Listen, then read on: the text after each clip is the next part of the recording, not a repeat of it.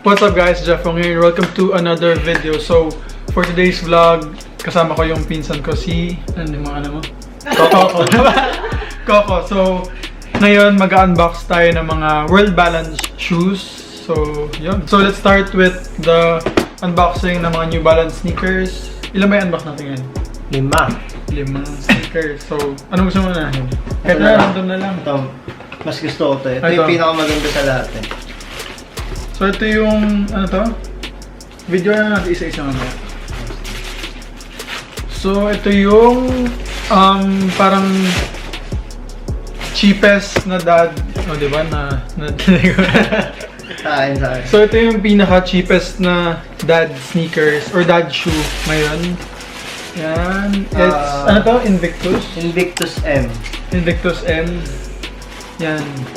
Color niya ay beige and blue. Beige blue. Tapos yung material niya sa may front is mesh na may suede. Suede, diba? Suede.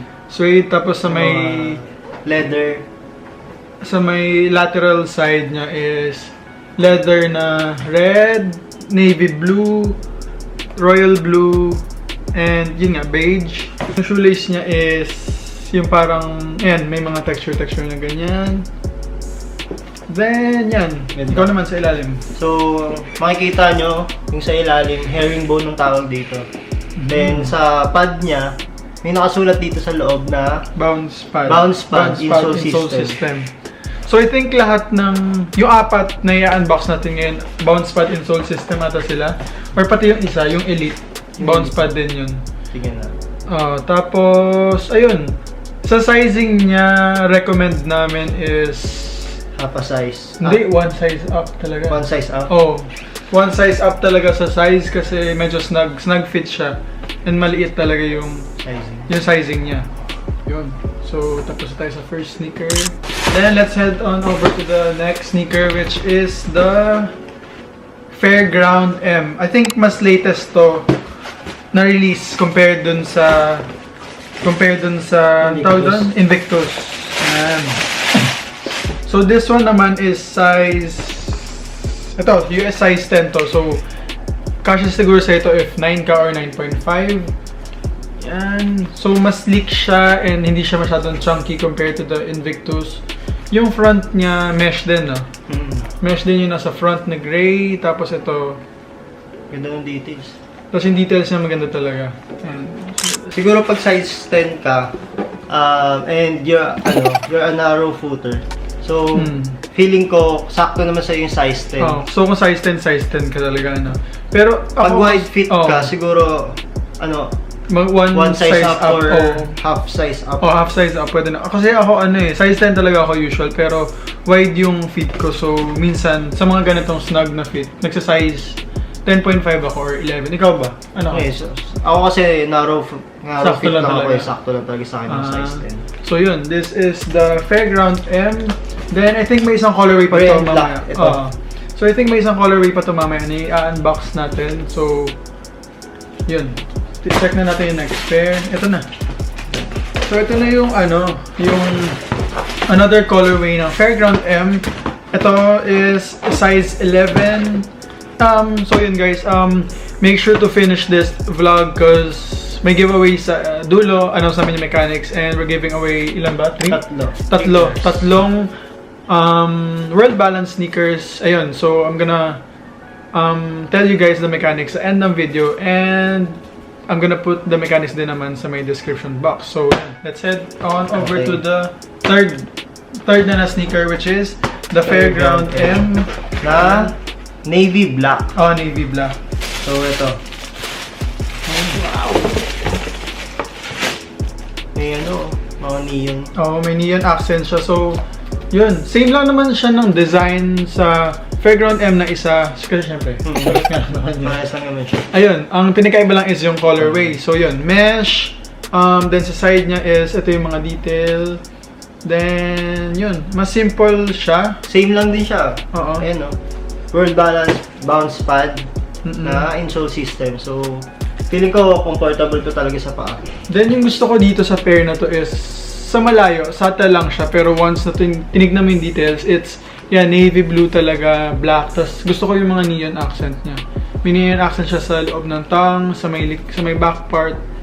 May neon na World Balance logo. Then dito sa may bottom part na midsole, may neon green accent din. So yun. Ikaw, ano mas type mo? Ito. Yan, Makita na natin yung isang Invictus. Ay, hindi. Okay. Ano mas type mo? Yan o ito? Feeling ko ito. Ako mas gusto ko ito. Ay, bright. Sobrang simple lang yung kulay. Oh, pero ako mas type ko to. Pero mas, mas mabilis bagayan yan. So yun, may mga choices naman sila. So yun. So, next na tayo. Sa next pair na tayo. Ito yung gusto ko na Invictus ba? Invictus. Ito yung isang colorway ng Invictus. Ito yung isang colorway ng Invictus. Okay.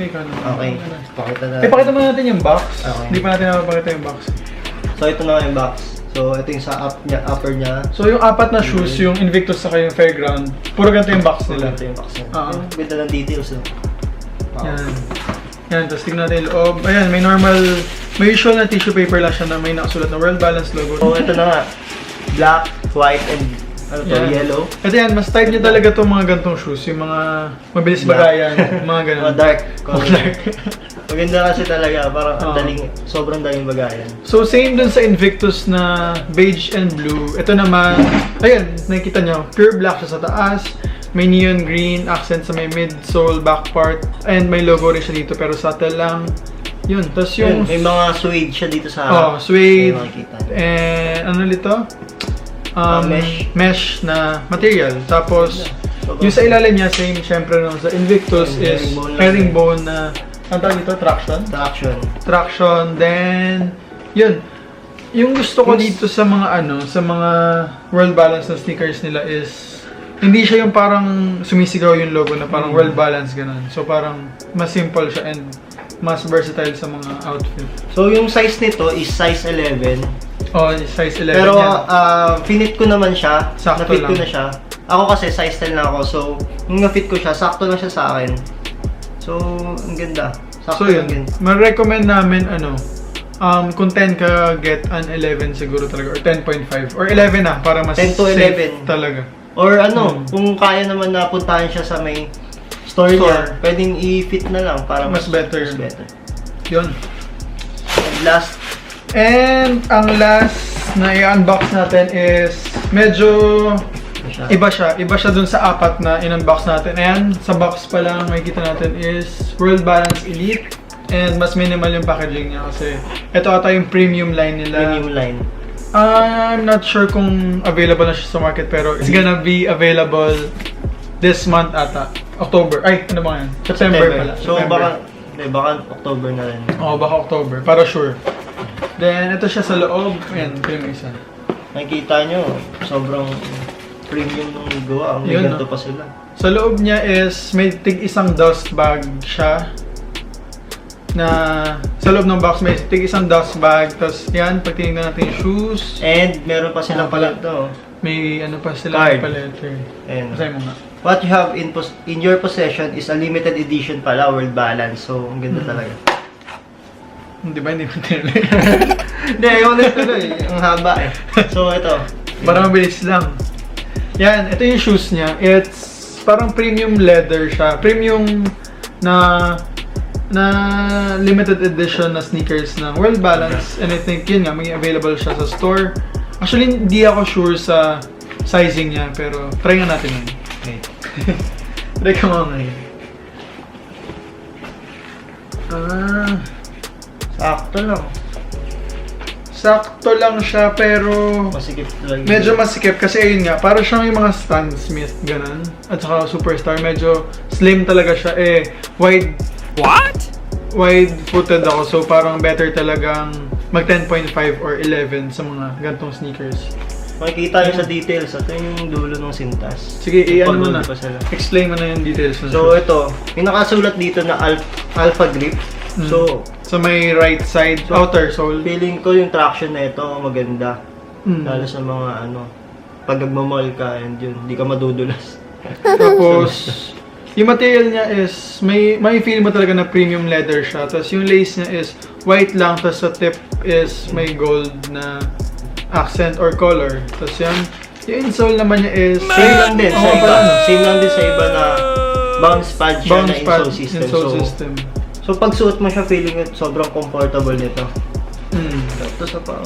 So yun, tapos na tayo sa 5 sneakers and announce ko na yung giveaway mechanic. So yun. So guys, to wrap things up, ito yung ako kasi, yung favorite ko from sa 5 is yung Invictus talaga na beige and blue. Kasi nung first time ko pala siya nakita, sabi ko parang, uy, ang lakas ng dating ganyan. So, bagay talaga siya sa mga, kahit naka-shorts ka, bagay ito yun.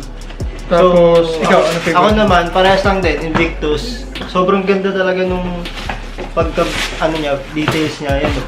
May yung yellow pa lang na part, sobrang pansinin na siya. And yun, black, simple lang. Simple lang. Actually, ito rin. Parang isa sa pinaka-favorite ko din to. Yung Fairground na black, gray, tapos may red. Ayun. So, for the giveaway mechanics naman, we're gonna be giving away, labas na may giveaway natin. Ito, and ito. So, we're giving away 3 sneakers as I've mentioned earlier, and ito yung mga sneakers na yun. Yung dalawang Fairground M na US 10, siguro kasya sa mga 9 or 9.5. 9 to 10. Pwede. 9 to 10. Then, isa pang Fairground na US 11 naman, na ito yung color, yung may navy blue, black, and neon green.